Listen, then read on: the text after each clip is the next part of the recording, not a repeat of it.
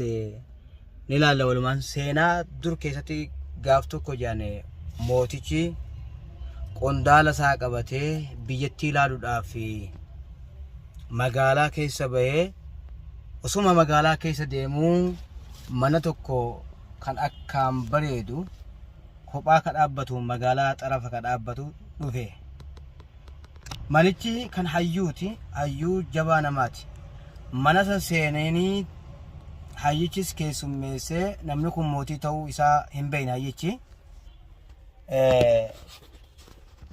Akkasitti sana booda haasawaa hayyuu kana dhageeffatee haasawni hayyuudhaa itti tolee yaa hayyuu keenya dubbiin teeni mi'ooyti dubbiidhamaa dubbattaa waan namaa dhaamta waan gaggaarii haasawuu jirta qalbii na fuutee jirta mee gorsa tokko naaf dhaami yookaan gorsa tokko na gorsi jedhee kennaa takka hayyichaaf kenne. Hayyichis gammadee yaa ilma kiyya jedhee itti dubbate. Hanguma feete mootummaa tajaajiltus hanguma feete mootummaaf amanamaa taatus mootummaan yookaan qaamni seeraa tokko sin amanu of gowwoomsitee mootummaatti ufin kenninii jeen. Namni kun mootummaa ta'uu hin beeku hayyichi. Ammoo namtichi kun mootummaadha, bulchaa biyyattiiti. Sana booda kennaa takka ammas dabaleefi yaa hayyuu keenya ammas dubbiinti namni ooyte takka naa dabalii jeen dhaamsa takka naa dabalii jeen. Sana booda hanga feetee si haa jaalattu, hanga feetee si haa faarsitu, hanga feetee si haa tajaajiltu dhalaa hin amaninii jeen. Dhalaa hin amanii jeen. Mootichi ajaa'ibsiifateetuma ammas mee kennaa takka kenneefit sadaffaa mee sadaffaa tan dhumaa maal naa dhaamtaa jeen.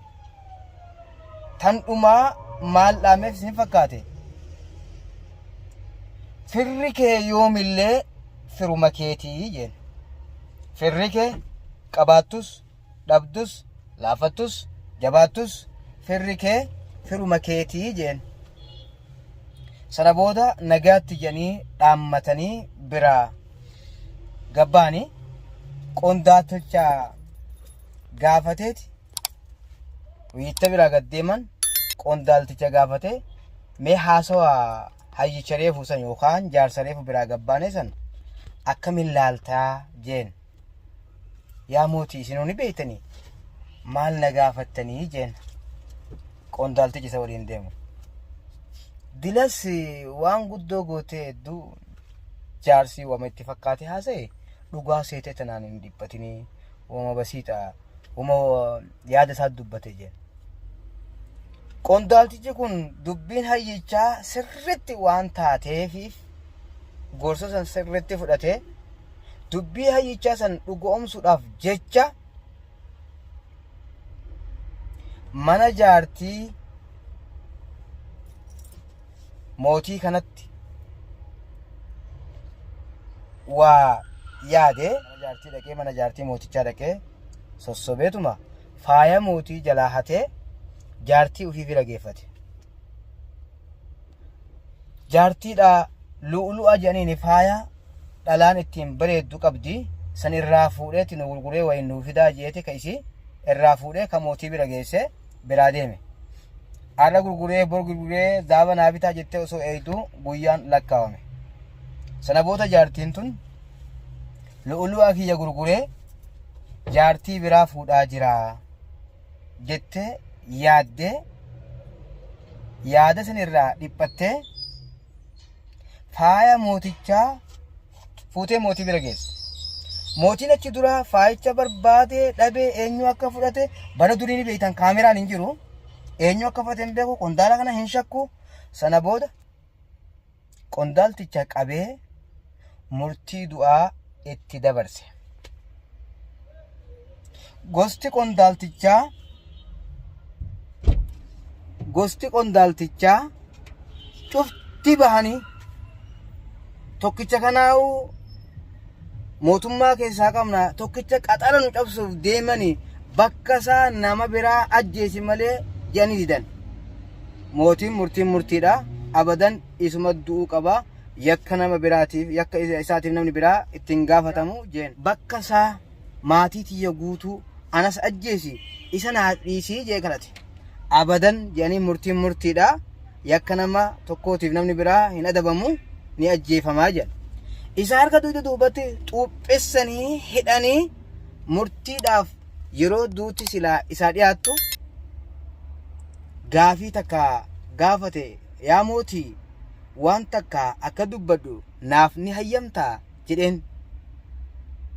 Dubbadhu dhaammadhu waan qabdu badiiteetti murtii sirra jeefne malee waan biraa rakkoo biraa sirraa hin qabnu dubbadhu maal barbaadde mee maal dhaammachuu feetaa jedheen. Sana booda gaafa waliin gabbaanee biyya keessa osoo deemnu gidaara mana tokko bareedaa itti dhufnee hayyicha tokko bira dhaynee waliin haasofne ni yaadattaa jedheen.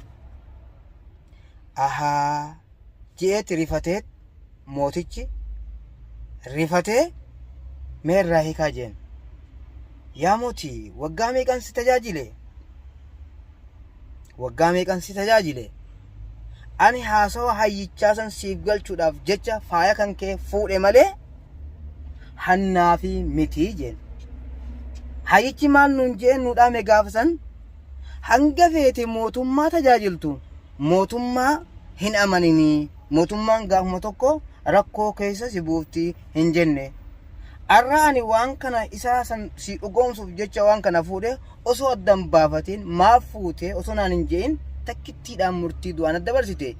Wanni namtichi jee sun dhugaadha qabadhu jeen. Hanga feete si haa tajaajiltu, hanga feete siif haa hortu, hanga feete si haa jaalattu dubartii hin amaninii jedhe.